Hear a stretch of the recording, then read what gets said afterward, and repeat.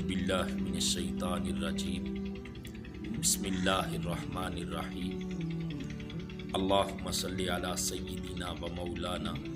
محمد وعلی آلہ وصحبہ وبارک وسلم۔ اللہ تعالیٰ کے جو روزے دار بندے ہیں، جو اللہ کی رضا کی خاطر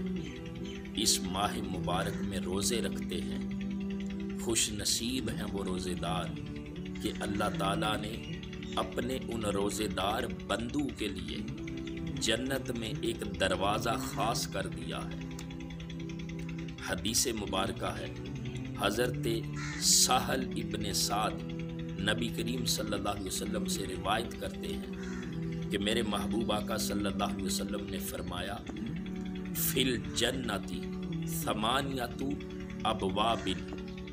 منہا باب یسمى الریان لا يدخلہ الا الصائم۔ فرمایا جنت کے 8 دروازے ہیں،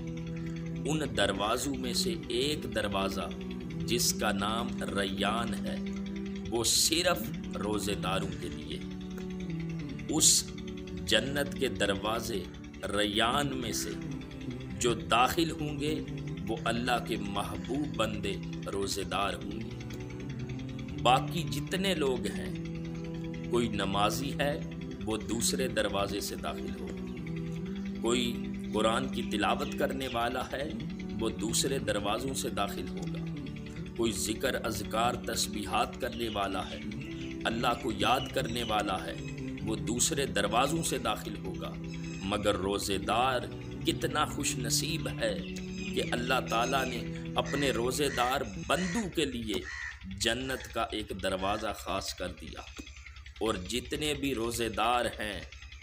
وہ اس دروازے کا نام یاد کر لیں، ریان،